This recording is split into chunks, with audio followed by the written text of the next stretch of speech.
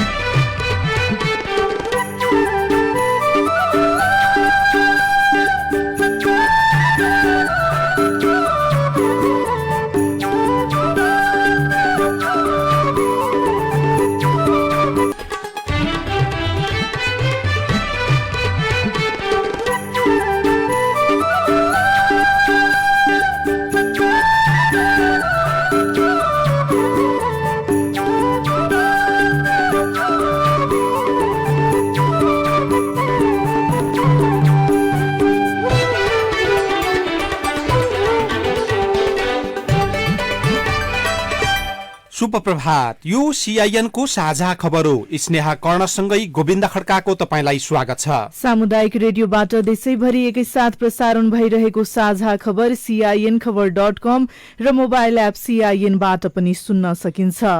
आज 2077 साल माघ 5 गते सोमबार जनवरी 18 तारिक सन् 2021 नेपाल सम्वत 1141 पौष शुक्ल पक्षको पञ्चमी तिथि।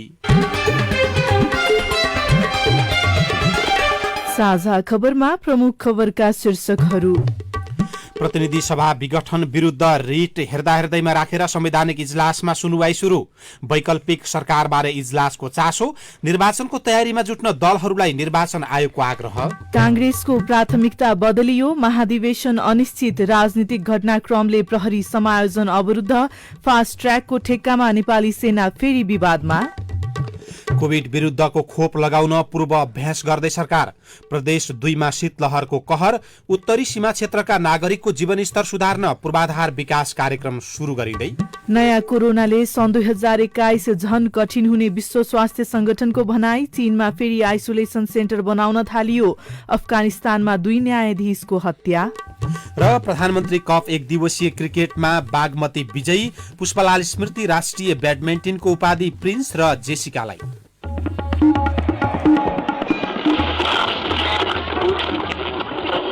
सयौं रेडियो, हजारौं रेडियो कर्मी र करोडौं नेपालीको माझमा यो हो सामुदायिक सूचना नेटवर्क CIN। साझा खबरमा सबभन्दा पहिले प्रतिनिधि सभा विघटन विरुद्ध परेका रिट र अदालतमा भएको सुनुवाईको प्रसंग। प्रतिनिधि सभा पुनर्स्थापनाका मागसहित परेका 13 रिटमाथि सर्वोच्च अदालतको संवैधानिक इजलासमा हिजोदेखि हेर्दामा राखेर सुनवाई शुरू भएको छ। बहसका क्रममा अधिवक्ताहरूले अहिलेको अवस्थामा संविधानले प्रधानमन्त्रीलाई प्रतिनिधि सभा विघटनको अधिकार नै नदिएको जिकिर गरेका छन्। निवेदकका तर्फबाट हिजो पहिलो दिन निवेदक संविधानविद भीमार्जुन आचार्य, अधिवक्ता सुनिल पोखरेल, निवेदक सन्तोष भण्डारी र बद्रीराज भट्टले बहस गर्नुभएको थियो। उहाँहरूले प्रधानमन्त्री केपी शर्मा ओलीले संसदीय दलबाट असहयोग भएकाले बाध्य भएर प्रतिनिधि सभा विघटन गरेको भन्दै सर्वोच्चमा बुझाएको लिखित जवाफमाथि प्रश्न उठाउनु भएको थियो। प्रधानमन्त्री ओलीले सर्वोच्चमा बुझाउनु भएको लिखित जवाफमा प्रतिनिधि सभा विघटन बाध्यता हो भन्ने शीर्षकमा संसदीय दलबाट असहयोग भएको उल्लेख गर्नु भएको छ। सरकारले वैकल्पिक सरकार बन्ने अवस्था नभएकाले प्रतिनिधि सभा विघटन गर्नु परेको दावी गरिरहेका बेला संवैधानिक इजलासले प्रतिनिधि सभाबाट अर्को सरकार बन्ने अवस्था थियो कि थिएन भन्ने चासो राखेको छ।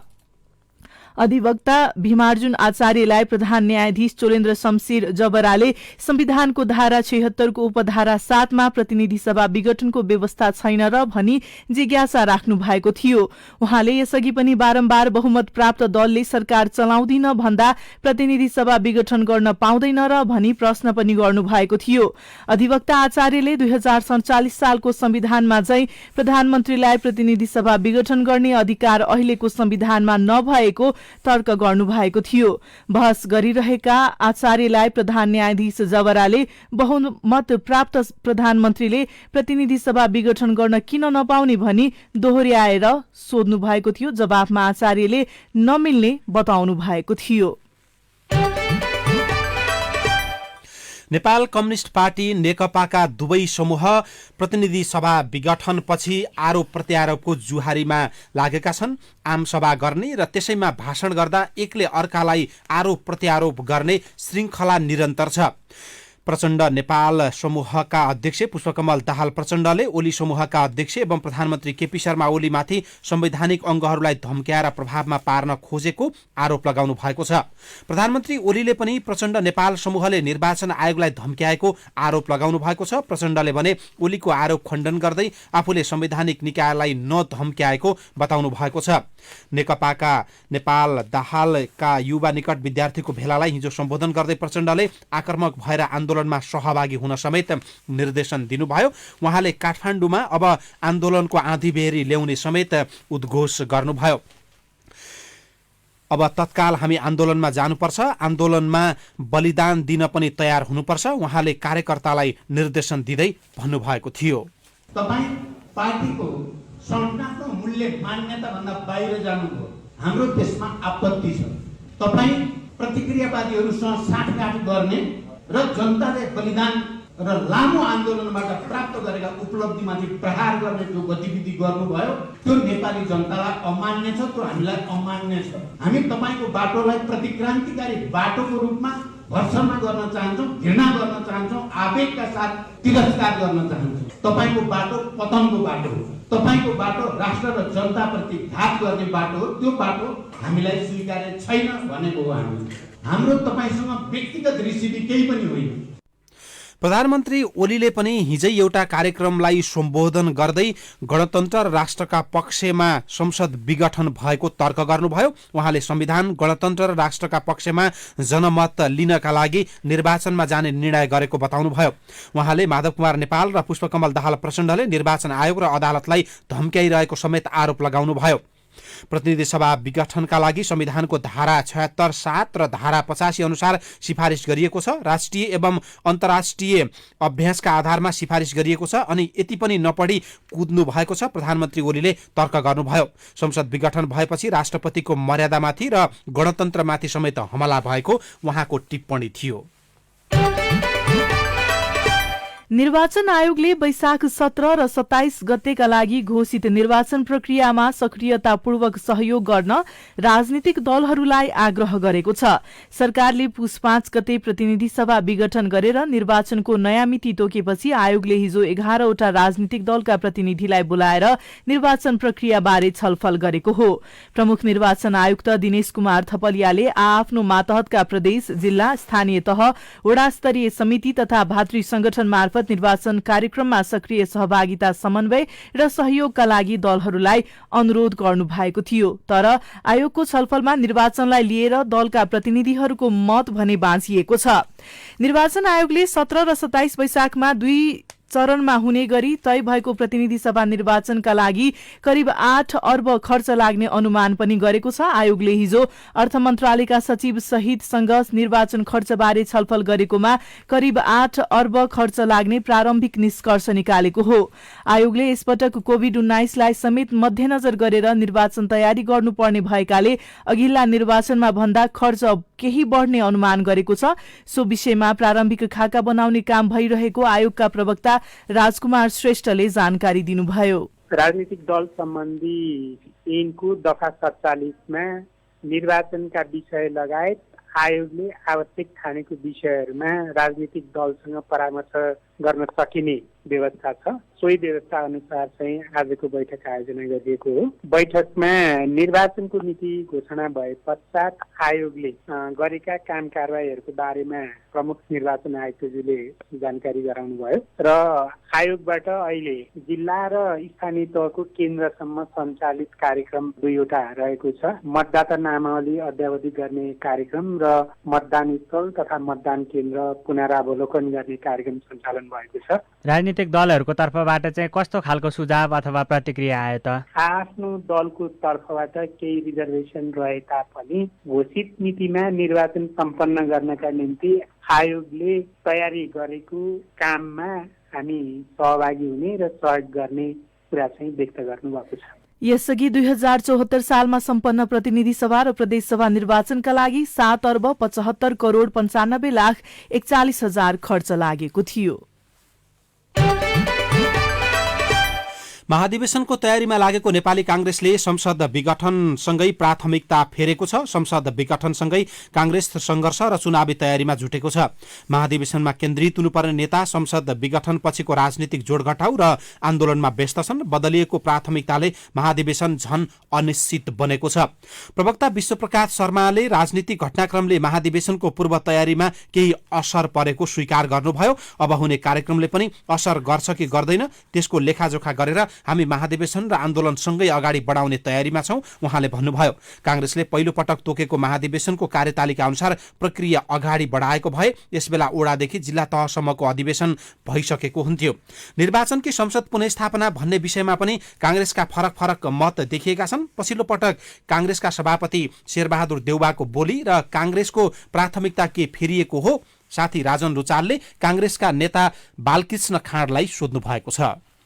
नेपाली कांग्रेसले अब प्रधानमन्त्रीको यो असंवैधानिक अलोकतान्त्रिक कदमको विरुद्धमा विरोध सभाहरू गरिरहेकै छ। न्यायपालिकालाई दबाब दिनै पर्दैन। संविधानमा जे प्रावधानहरू छ, संविधानको जस्तो अवस्था छ त्यो अवस्था अनुसारै चाहिँ न्यायपालिकाले उचित निर्णय गर्छ भन्ने नै हाम्रो नेपाली कांग्रेस विश्वास हो। त्यही विश्वास चाहिँ नै हाम्रो सभापतिदेखि लिएर पार्टीका सबै नेताहरूको हो। अहिलेको तपाईहरुको पहिलो शर्त चाहिँ निर्वाचन हो कि संसदको पुनर्स्थापना हो त? कोर्स करेक्सनै पहिलो प्रक्रिया भयो के, त्यसपछि मुलुक त अगाडि बढिरहन्छ नि। यदि संसद पुनर्स्थापना नभएको खण्डमा त स्वाभाविक रूपमा निर्वाचन भइ नै हाल्यो, त्यसमा त कुनै सन्देह नै रहेन। अदालतको निर्णयलाई चाहिँ नि अब पार्टीले मान्ला, पार्टीले चाहिँ सहज लिएला, तर कहिले काहीँ के छ भने मुलुकका जनताले सहज नलिएको अवस्था पनि छ। त्यस्तो अवस्था नेपालमा नआओस् भन्ने नै हाम्रो चाहिँ आग्रह हो। अदालतको अन्तिम फैसला आइसक्दाखेरि निर्वाचनको मिति जुन तोकिएको छ वैशाख 17 र 27 को लागि भनेर, त्यो समय तयारीको लागि त घर्किसक्छ होला।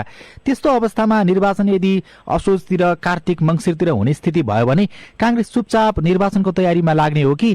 पार्टीहरूको नेताहरूको भनाइ के छ भने र विज्ञहरूको पनि भनाइ छ, कानुनवेत्ताहरू पत्रकार तपाईँहरूको पनि भनाइ छ, प्रधानमन्त्री ओलीजीले चाहिँ नि सदन भङ्ग गरेर नयाँ निर्वाचन गराउनुहुन्न। निर्वाचन गराउनका लागि चाहिँ उहाँले यो निर्णय लिएकै होइन। तपाईको पार्टी सभापतिले नि भनिरहनु भएको छ यो कुरा। सरकारको आयु बढाउन चाहिँ उहाँले गरेको हो र त्यसकारणले सदन भङ्ग चाहिँ नि तपाईँलाई अब त्यो अगाडि बढ्ने, तर तोकिएको मितिमा निर्वाचन भएन भने त धेरै ठुलो चाहिँ आन्दोलनको आँधी बेरी आउँछ। तर यो बीचमा फेरि कांग्रेसको महाधिवेशन पनि छ। होइन, महाधिवेशन त हामीले गरिहाल्छौँ, त्यो हाम्रो आफ्नो आन्तरिक जीवन कुरा हो। महाधिवेशन त कांग्रेसका सबै नेताहरू पार्टी कार्यकर्ताहरू मिलेर चाहिँ हामीले त्यो महाधिवेशन गर्छौँ। अहिले नेपाली कांग्रेस एक ढिक्का भएरै चाहिँ आफ्नो महाधिवेशन सम्पन्न गर्छ, एक ढिक्का भएरै चाहिँ हामी अब प्रजातन्त्रको सम्बोधन गर्छौँ, एक ढिक्का भएरै चाहिँ हामीले जनताको बीचमा जान्छौँ। आवश्यक पर्यो भने सडकमा जान्छौँ, आवश्यक पर्यो भने चुनावमा जान्छौँ। त्यसमा हाम्रो दुविधै छैन। सामुदायिक सूचना नेटवर्क CIN मार्फत देशभरि प्रसारण भइरहेको साझा खबरमा स्थानीय सरकारसँग जवाफ खोज्दै नागरिक। एकल महिला वृद्ध भत्ता मैले लकडाउनदेखि पाएको छैन। ब्याङ्किङ प्रणालीमा लग्न लागेको भएर त्योभन्दा पछाडिको चाहिँ हामीले 6 वटा ब्याङ्कसँग एग्रिमेन्ट गरेका छौँ। त्यो कतिपयको चाहिँ कागजपत्र पुगेको छैन र ब्याङ्कमा रोकिया छ। कोभिड विरुद्धको खोप लगाउन पूर्वाभ्यास गर्दै सरकार। राजनीतिक घटनाक्रमले प्रहरी समायोजन अवरुद्ध। फास्ट ट्र्याकको ठेक्कामा नेपाली सेना फेरि विवादमा लगायतका खबर र प्रसंग बाँकी छन्। CIN को साझा खबर सुन्दै गर्नुहोला। ओहो सर नमस्ते, विद्यालय खोल्नु भएछ, खुसी लाग्यो। तर यस्तो कोरोनाको प्रकोपको समयमा सञ्चालन गर्नु अघि, सञ्चालन भइरहेको समयमा र सञ्चालनपछि बालबालिकाको सिकाइलाई निरन्तरता दिन स्वास्थ्य सुरक्षा सम्बन्धी महत्त्वपूर्ण काम गर्नुपर्छ। त्यो गर्नुभएको छ त? सबै पक्षसँग समन्वय गरेर सरकारले तयार पारेको विद्यालय सञ्चालन सम्बन्धी कार्य ढाँचा 2077 अनुसार योजना बनाएकै छौँ। अब सबैको पहुँच हुने गरी हात धुने साबुन पानीको व्यवस्था पनि मिलाएका छौँ। अब बाल मैत्री, अपाङ्ग मैत्री, लैङ्गिक मैत्री शौचालयको पनि छुट्टा छुट्टै व्यवस्था मिलाएका छौँ। अब ज्वरो नाप्ने सहितको स्वास्थ्य सहायता कक्षको व्यवस्था पनि छ। बस्दा 1 मिटर भौतिक दूरी कायम हुने गरी बालबालिका र शिक्षक ढुक्क साथ विद्यालयमा आउने वातावरण पनि बनाएका छौँ। अब त्यसको जानकारी त अब अभिभावकलाई पनि छ, त्यति भए त पुग्छ होला नि। अब विद्यालय खुलेको समयमा संक्रमित र बिरामी बाहेक सबै बालबालिका विद्यालय ल्याउन पहल गर्नुपर्छ। तपाईँले भनेको बाहेक विद्यालयमा मास्कको अनिवार्य प्रयोग गर्ने, कक्षा कोठामा पर्याप्त प्रकाश र दुवैतिरबाट हावा चल्ने गरी झ्यालढोका खुल्ला राख्नुपर्छ। विद्यालयमा सबैले देख्ने गरी कोरोना भाइरसबाट बच्न अपनाउनु पर्ने सावधानीका बारेमा समावेशी र बालमैत्री सूचना सहितको पोस्टर पम्पलेट पनि टाँच्नुपर्छ। पाठ्यवस्तु समायोजन ढाँचा 2077 अनुसारको वार्षिक कार्यतालिका र पठन पाठनको योजना तयार गरी कार्यान्वयन गर्नुपर्छ। अब विद्यालय सञ्चालन भएपछि योजना बमोजिम कार्यान्वयन भए नभएको अनुगमन गर्ने र आवश्यकता अनुसार मनोसामाजिक परामर्शदाताको व्यवस्था गरी परामर्श सेवा दिने पनि व्यवस्था मिलाएको छ। ल, गजब गर्नु भएको रहेछ। केही गरी विद्यालय बन्द भइहाले नेपाल सरकार शिक्षा, विज्ञान तथा प्रविधि मन्त्रालयबाट जारी गरिएको सिकाइ सहजीकरण निर्देशिका अनुसार वैकल्पिक सिकाइका माध्यम अपनाएर विद्यार्थीलाई सिकाइमा जोड्नुहोला। जस्तो सुकै विपदमा पनि बालबालिकाको सिकाइलाई निरन्तरता दियौं, सुरक्षित साथ पुनः विद्यालय जाने कार्यलाई सुनिश्चित गरौं। सेभ द चिल्ड्रेन र CIN को सहयोगमा नेपाल सरकार शिक्षा, विज्ञान तथा प्रविधि मन्त्रालयबाट जारी सन्देश। सामाजिक रूपान्तरणका लागि यो हो सामुदायिक सूचना नेटवर्क CIN। तपाईँ अहिले देशभरिका सामुदायिक रेडियो CIN खबर.com र मोबाइल एप CIN-बाट एकैसाथ साझा खबर सुनिरहनु भएको छ। अब आज काठमाडौँबाट पत्र पत्रिकाले छापेका खबर। कान्तिपुर दैनिकको पहिलो पृष्ठमा कोभिड खोपको ड्राई रन शीर्षकमा खबर लेखिएको छ। कोभिड-19 विरुद्धको खोप अभियान सञ्चालन गर्न सरकारले ड्राई रनको तयारी थालेको छ। ड्राई रन एक प्रकारको खोप लगाउने पूर्वाभ्यास हो। खोप ल्याइसकेपछि त्यसको प्रयोगमा सहजताका लागि उक्त तयारी थालिएको स्वास्थ्य तथा जनसङ्ख्या मन्त्रालयका प्रवक्ता डाक्टर जागेश्वर गौतमले जानकारी दिनुभयो। नेपाल सरकार मन्त्री परिषदको मिति 2077 कार्तिक 24 को निर्णय अनुसार नेपाल सरकारबाट आकस्मिक प्रयोगको लागि स्वीकृति प्राप्त भएका खोपहरूको खरिदलाई प्राथमिकतामा राखेर कोभिड-19 को खोप लगाउन पहिचान भएकाहरूलाई लगाउने आवश्यक कार्यहरू भइरहेका छन्। निशुल्क खोप लगाउने अभियान सञ्चालन गर्न स्वास्थ्य तथा जनसङ्ख्या मन्त्रालय यथासम्भव सबै विधि र प्रक्रियाहरूलाई अवलम्बन गर्दै अहोरात्र जुटिरहेको छ। ड्राई रन अन्तर्गत एक दिने अभ्यासमा विभिन्न क्षेत्रमा कार्यरत स्वास्थ्य कर्मीले डमी अर्थात नमूना खोप पाउनेछन्। प्रदेश 2 मा शीतलहरको कहर शीर्षकमा खबर लेखिएको छ। तापक्रम घट्दै जाँदा प्रदेश 2 मा शीतलहरको कहर सुरु भएको छ। लुगलुग कमाउने ठण्डीले जनजीवन प्रभावित बनेको छ। शहरी क्षेत्रमा मानिसको चहल पहल पातलिएको छ भने दाउरा, काठ र पराल बालेर चोकचोकमा आगो ताप्ने क्रम बढेको छ। विपन्न मुसहर र ज्यालादारी गरेर गुजारा चलाउने परिवारहरू शीतलहरको उच्च जोखिममा रहेका छन् भने अस्पतालमा पनि चिसो प्रभावित बिरामीहरू बढ्न थालेका छन्। कान्तिपुरकै भित्री पृष्ठमा प्रहरी समायोजन अवरुद्ध शीर्षकमा खबर लेखिएको छ। प्रतिनिधि सभा विघटनसँगै प्रहरी समायोजन प्रक्रिया पनि अवरुद्ध बनेको छ। मन्त्री परिषदको सिफारिसमा राष्ट्रपति विद्यादेवी भण्डारीले गएको पुस 5 गते प्रतिनिधि सभा विघटन गरी आगामी वैशाख 17 र 27 गतेका लागि 2 चरणमा निर्वाचन मिति घोषणा गरेसँगै प्रहरी समायोजन तत्कालका लागि रोकिएको हो। नयाँ पत्रिका दैनिकमा फास्ट ट्र्याकको ठेक्काले सेना फेरि विवादमा शीर्षकको खबर मुख्य खबर बनाएर छापिएको छ। नेपाली सेनाले काठमाडौँ तराई फास्ट ट्र्याक अन्तर्गत फेज 2 खण्डमा दरभाउको प्रतिस्पर्धा बिना नै करिब 12 अर्बको ठेक्का लगाउने तयारी गरेको छ। 21 कम्पनीले प्रतिस्पर्धा गर्न खोजेकोमा सेनाले एउटा मात्र कम्पनीलाई योग्य ठानेकाले अब आर्थिक प्रतिस्पर्धाको विकल्प नै बन्द भएको छ। Kathmandu Nijgadh fast track 72.5 kilometre अन्तर्गत करिब 1 अर्ब 75 1,75 अर्ब लाग्ने अनुमान छ। सुरुङ र जटिल प्रकृतिका पुल बनाउने कामलाई सेनाले 2 भागमा विभाजन गरेको छ। फेज 1 का लागि 23 अर्ब 40 करोड र फेज 2 का लागि 11 अर्ब 70 करोड लागतको अनुमान गरिएको छ। तर त्यो लागतमा कम्पनीको प्रतिस्पर्धा नगरिँदा सेनाको नियतमा शंका उत्पन्न भएको टेकराज थामीले लेखेको खबर मुख्य खबर बनाएर छापिएको छ। गोरखापत्र दैनिकले सुरु हुँदै पूर्वाधार विकास कार्यक्रम शीर्षकको खबर पहिलो पन्नामा छापेको छ। उत्तरी क्षेत्र पूर्वाधार विकास तथा जीवनस्तर सुधार कार्यक्रम चालु आर्थिक वर्षमा मात्रै सञ्चालनमा आउने भएको छ। चीन सरकारको सहयोगमा गत आर्थिक वर्षमा सञ्चालन हुने भनिएको यो कार्यक्रम 2 अर्ब रुपियाँको लगानीमा सुरु गरिनेछ। मानव विकास सूचाङ्कको तुलनामा पछाडि परेको वर्ग र समुदायलाई सार्वजनिक सेवाको पहुँच अभिवृद्धि गर्ने उद्देश्यले नेपालको चीनसँग सीमा जोडिएका उच्च पहाडी 15 जिल्लाका 126 स्थानीय तहमा सञ्चालन हुने कार्यक्रम कोरोना भाइरसका कारण गत आर्थिक वर्षमा सञ्चालन हुन नसकेको र यो आर्थिक वर्षमा सञ्चालन हुने र जीवनस्तर सुधार हुने सरकारले अपेक्षा गरेको खबरमा उल्लेख छ। नागरिक दैनिकले भने काठमाडौँका विद्यालय खुल्न थाले शीर्षकको खबर छापेको छ। 10 महिनापछि काठमाडौँका विद्यालयहरू खुल्न थालेका छन्। कतिपय विद्यालयहरू हिजोबाट खुलेका छन्। 10 महिनापछि स्कुल जान पाउँदा विद्यार्थी फुरुङ्गै देखिन्छन्। अब विदेशका खबर। विश्व स्वास्थ्य संगठनले नयाँ प्रकारको कोरोना भाइरसका कारण सन् 2020 भन्दा 2021 झन कठिन हुने जनाएको छ।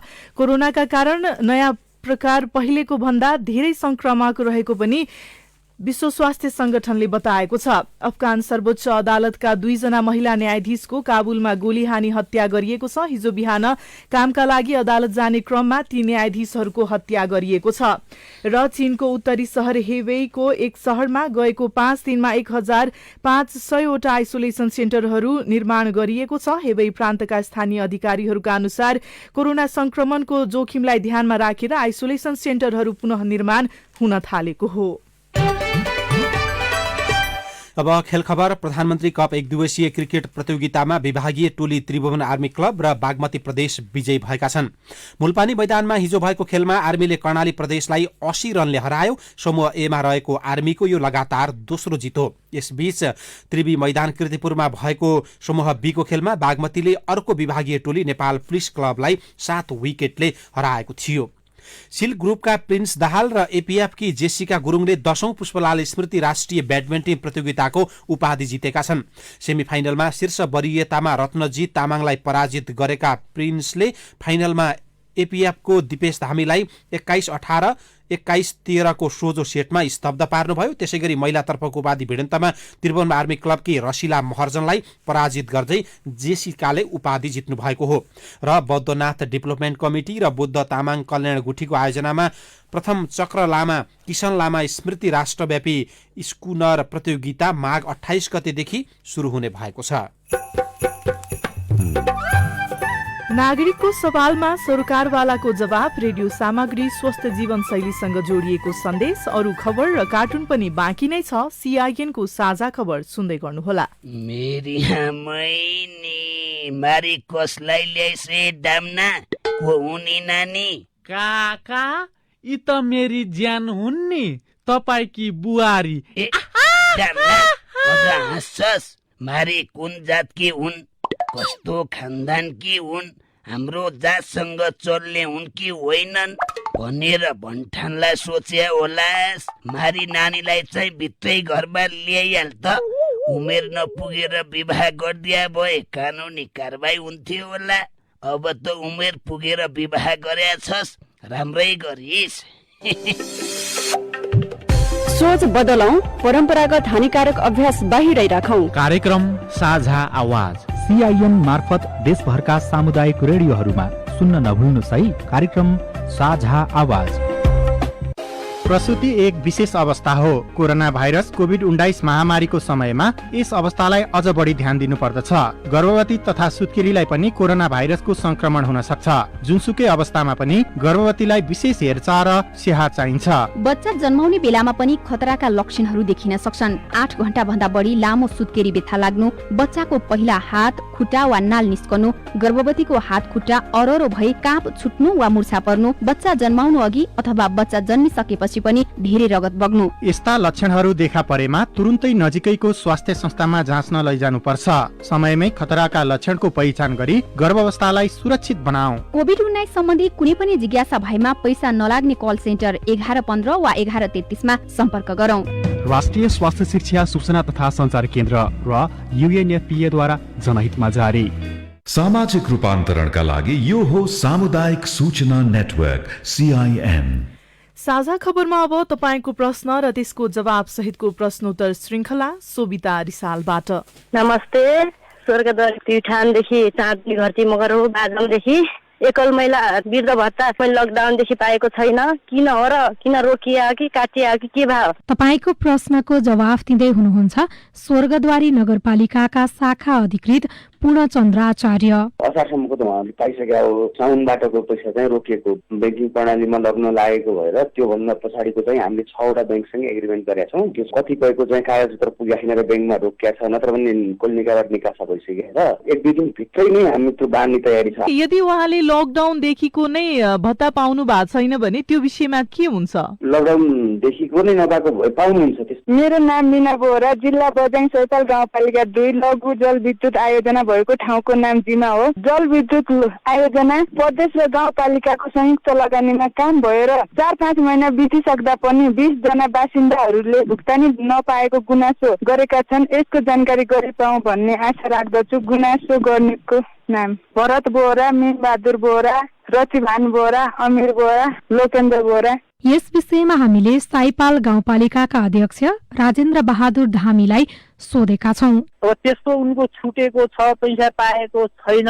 भने हामी जसरी पनि दिनाउन लगाइदिन्छौँ। त्यसको लागि उहाँहरूले के पालिकामै आएर सम्पर्क गर्नुपर्ने हुन्छ या वडा कार्यालयमा जाँदा पनि हुन्छ? सम्बन्धित वडामा अब हामीले यो पैसा पाएको छैन भन्ने कुरामा एउटा सानो निवेदन लेखे पनि एकचोटि मलाई प्रत्यक्ष रूपमा सम्पर्क फोन गरेर पनि अब हामीले यति पैसा पाउनु थियो, पाएको छैनौँ, यति मात्रै भनिदियो भने हामी उहाँलाई के हो तथ्य नपाएको भने हामी सम्बन्धित निकायबाट उहाँलाई पैसा पाउने बाटो चाहिँ बनाइदिन्छ। बाराको सुवर्ण गाउँपालिकाका निकेश यादवको प्रश्न छ, त्रिवेणी घाट निर्माणको काम कहिले सम्पन्न होला? निकेशजी, तपाईँको प्रश्नको जवाफ दिँदै हुनुहुन्छ सुवर्ण गाउँपालिकाका प्रमुख प्रशासकीय अधिकृत नवीन कुमार श्रीवास्तव। बजेट हाम्रो दिन आइसकेको छ। अब त्यसलाई हामीले प्राविधिक सबै कुराहरू पहिलाको डकुमेन्टहरू त्यो सबै लिएर सुरु गर्ने उद्देश्यले हामीले त्यसमा काम गरिराखेका छौँ। अस्ति नै हामी त्यसलाई अनुगमन गर्न गएका थियौँ। हामी त्यसमा केही प्राविधिक त्रुटिहरू छ, अब त्यसलाई हामीले सबै व्यवस्थापन गरेर त्यो गर्ने हो। नमस्कार, म निर्मल बस्नेत काठमाडौँबाट। मेरो प्रश्न प्रदेश लोकसेवा आयोग बागमतीसँग सम्बन्धित छ। बागमती प्रदेश लोकसेवा आयोगले भर्खर गरेको कार्य सम्पादन मूल्याङ्कन आधारबाट हुने याचे पदमा सहयोग स्तर 5औंको अयोगहरूले फाइल बढाउनको लागि फर्म भर्न मिल्छ कि मिल्दैन? नमस्कार, म नुवाकोटबाट विदुर खड्का बोलेको। यही 2017 साल पुस 17 गते बागमती प्रदेश लोकसेवा आयोगबाट भएको याचेको विज्ञापनमा कार्य सम्पादन मूल्याङ्कन फारम स्तर वृद्धि भए 5 स्तर कायम भएको अयोगहरूले याचेको कार्य सम्पादन मूल्याङ्कन फारम फाइल फर्म भर्न मिल्छ कि मिल्दैन? तपाईहरू दुवैजनाको प्रश्नको जवाफ दिँदै हुनुहुन्छ प्रदेश लोकसेवा आयोग बागमतीका प्रवक्ता एवं निमित्त सचिव भोला दाहाल। दुवैजना सरहरूको प्रश्न एउटै लाग्यो होइन। अयोगको स्तर वृद्धि उहाँहरूको स्तर वृद्धि हो, त्यो बढुवा होइन। र त्यसै कारणले यदि उहाँहरूले अयोग हुनुहुन्छ, अहिले अयोग पदमा कार्यरत हुनुहुन्छ र उहाँहरूले एचए पढ्नु भएको छ भने उहाँहरूले त्यसमा फर्म भर्न पाउनुहुन्छ। तपाईँ जुनसुकै बेला हाम्रो टेलिफोन नम्बर 01-5260-646 मा फोन गरेर दिएको निर्देशन अनुसार आफ्नो प्रश्न, प्रतिक्रिया र गुनासो रेकर्ड गराउन सक्नुहुनेछ।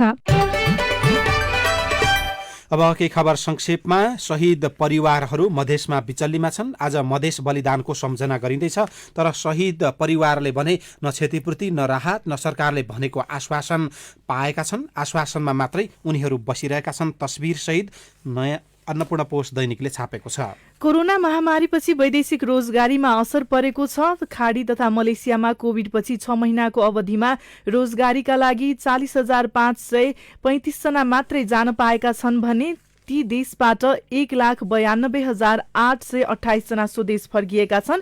यसैबीच विदेशमा बेखर्ची श्रमिकको निशुल्क उद्धार गर्न तयार पारिएको निर्देशिका संशोधनका लागि मन्त्री परिषदमा पठाउने सरकारले तयारी गरेको छ। र गोर्खामा नागरिकता पाउन 15 दिन कुर्नुपर्ने बाध्यता छ। जिल्ला प्रशासन कार्यालयले सेवा लिन आएका थुप्रै सेवाग्राहीलाई मध्याह 12:30 बजेपछि काम नगरिदिने गरेको छ।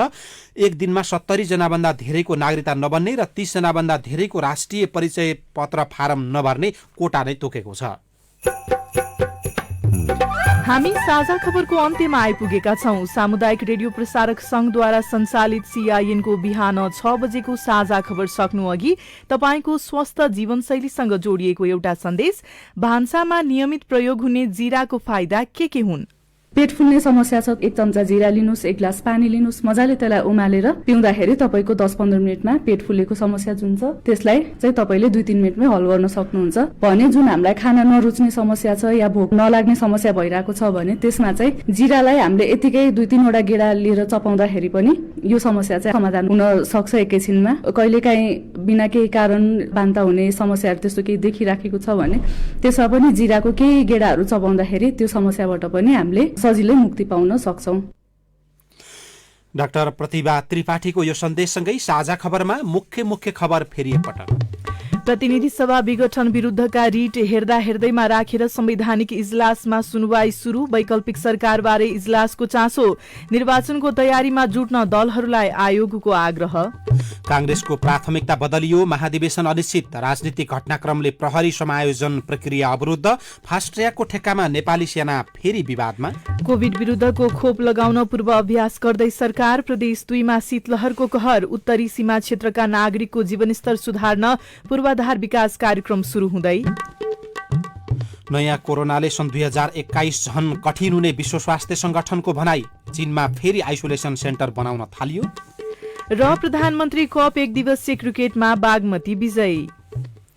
साझा खबरको अन्त्यमा पालो आएको छ कार्टुनको। नयाँ पत्रिका दैनिकमा रवि मिश्रले बनाएको कर्नर किक शीर्षकको कार्टुन लिएका छौं। यो कार्टुनमा निर्वाचन आयोगको आधिकारिकता टुङ्ग्याउन भइरहेको अलमल र त्योसँग जोडिएको प्रसङ्गलाई व्यङ्ग्य गर्न खोजेको छ। यहाँ निर्वाचन आयोगका अधिकारीहरू छलफल गरिरहेका छन् कुन पार्टीलाई आधिकारिकता कसरी दिने, नेकपा भित्रको विवादको प्रसङ्गमा।